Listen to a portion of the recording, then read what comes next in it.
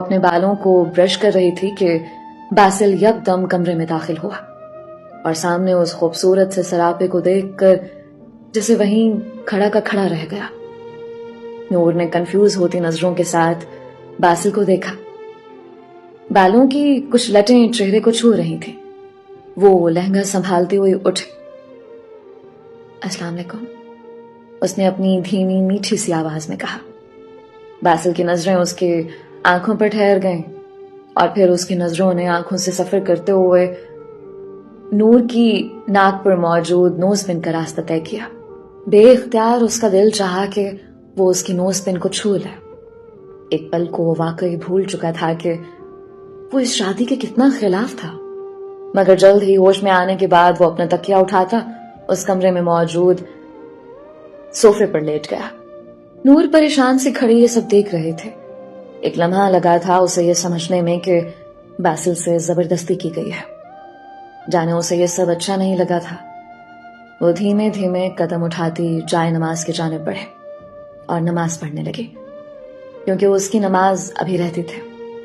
Basil ने उसे सुर्ख जोड़े में मौजूद उसे नमाज पढ़ते देखा और आंखें मूंद गया। नमाज से फारिग होकर वो बासिल के सोफे की तरफ बढ़े। वो बासिल को उठाना चाहती थी कि वो बेड पर सो जाए। बासिल, वो हल्का सा झुके।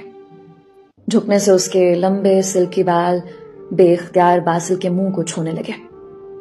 यकदम बासिल ने आंखें खोली। नूर के बाल अब भी बासिल का चेहरा छू रहे थे।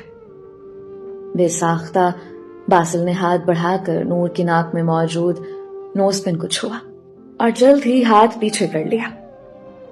ये उसे क्या हो रहा था? वो क्यों इतना बेइख्तियार हो रहा था? ये सब वो समझने से कासिर था।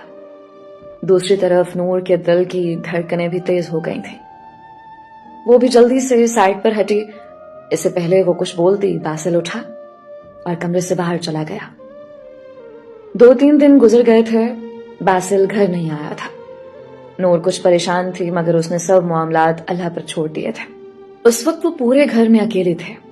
सिर्फ नौकर चाकर ही थे, क्योंकि सरमद साहब शादी के दूसरे दिन ही ऑफिस की फ्लाइट से बाहर चले गए थे।